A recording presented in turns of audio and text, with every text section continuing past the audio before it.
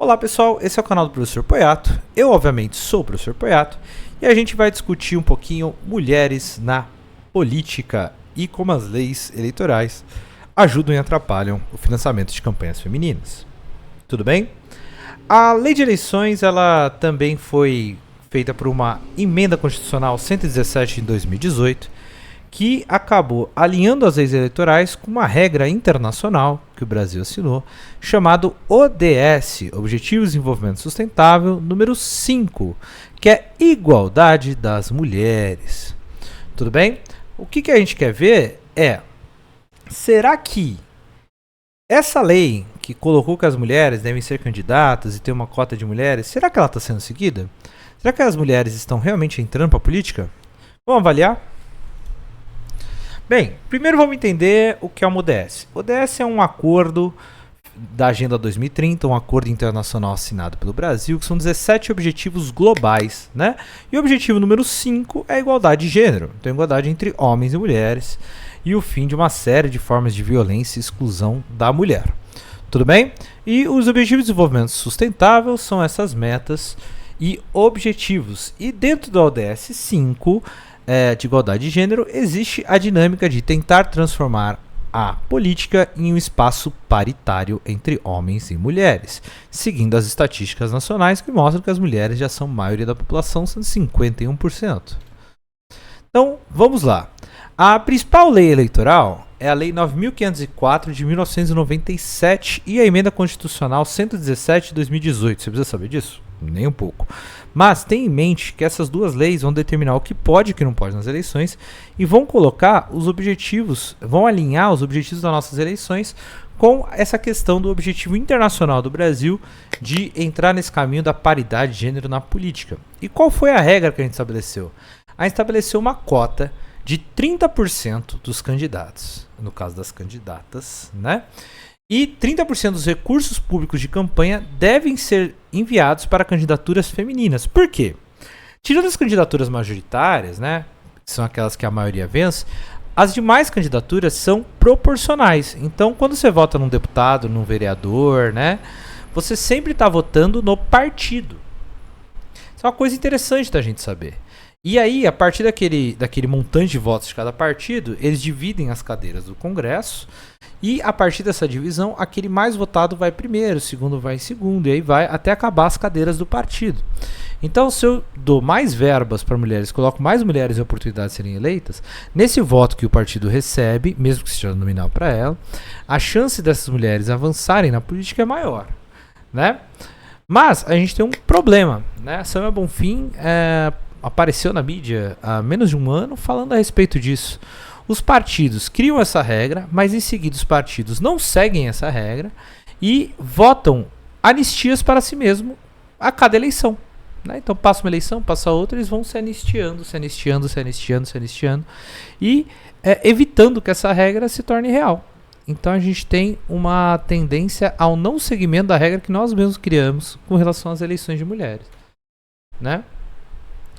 Bem, dos 197 países lá da ONU, o Brasil está em centésimo trigésimo, ou seja, na posição número 130 nas número de mulheres eleitas na última eleição, né? E a gente tem uma quantidade imensa de fraudes, principalmente da seguinte maneira. Se um terço dos candidatos devem ser mulheres, eu simplesmente coloco um terço de candidatas, e toda a verba em uma, né, aqueles 30% em uma, e os outros 70% de verba eu jogo para os homens.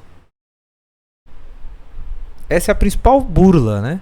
Então, na verdade, tem uma porrada de candidata, mas a maioria delas sem nenhuma forma de fazer uma campanha séria, uma campanha real, um monte de candidatura fantasma, e eu vou ter uma mulher com uma boa quantidade de votos e uma porrada de homem com recurso de verdade para fazer campanha. Quando não, eu simplesmente não bato essas metas e depois peço anistia, peço que mudem as regras, né?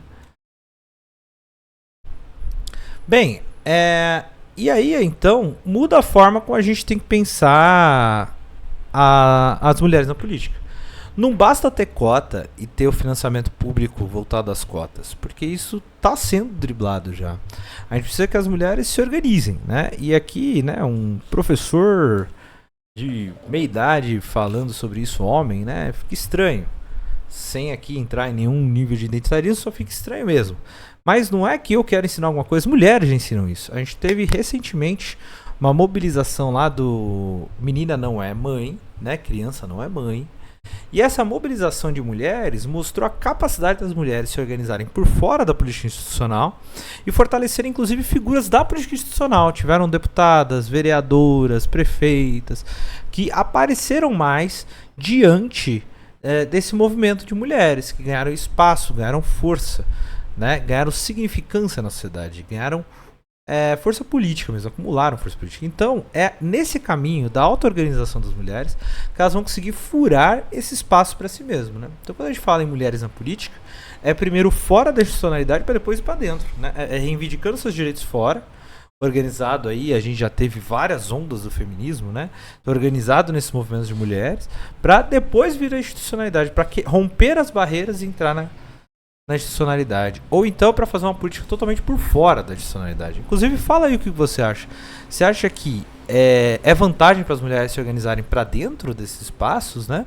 De poder aí de prefeitos, deputados, vereadores, a nível municipal, né? Prefeitos e vereadores, terem prefeitas e vereadores, a nível estadual terem governadoras, deputadas, a nível federal, né?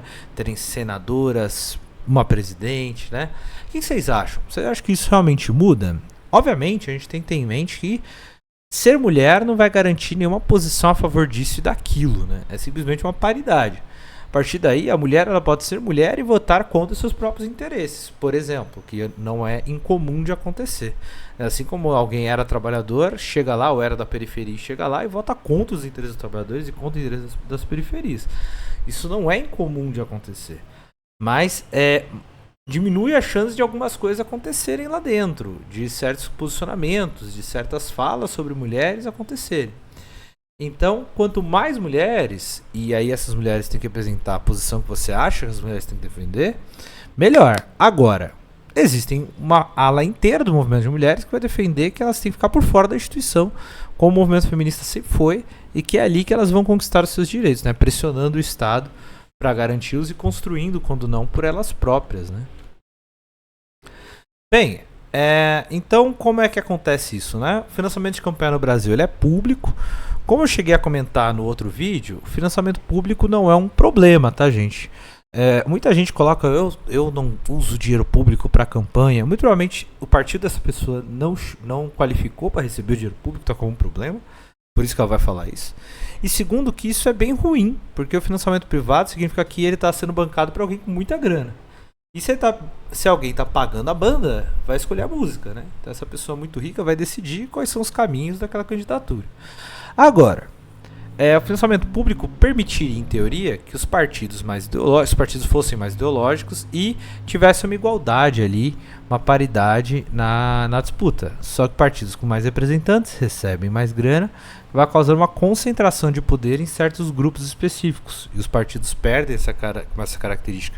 Sendo partidos ideológicos, vão se transformando em grupos de poder, fortalecendo aquilo que no Brasil a gente costuma chamar de centrão, né? E quando a gente fala para as mulheres, a lei geral não fala nada especificamente para mulheres, né? A não ser aquela emenda constitucional que exige 1/3 de mulheres e 1/3 de financiamento, desse financiamento público. E quando a gente fala desse financiamento público, a gente fala que teve uma briga das mulheres, que o Brasil tem esse acordo internacional. Então, visando alcançar o ODS número 5, respeitando a exigência das mulheres por paridade, a gente criou essa regra de 1/3, que ainda passa por fraudes e sérios problemas durante as campanhas, né? Então, é isso, gente. O que vocês acham? Vocês acham que, como se dizem aí nas campanhas, a gente tem que mulherar a política? Vocês acham que elas têm igualdade de condições para o debate? E o principal, você acha que ela tem que disputar por dentro, elegendo pessoas, ou por fora da adicionalidade, fazendo um movimento próprio e autônomo? Então, gente, é isso. Muito obrigado pela sua atenção. E até o próximo. Se você está no YouTube, não esquece de se inscrever no canal, acionar o sininho e deixar o joinha aqui pra gente. Tchau, tchau!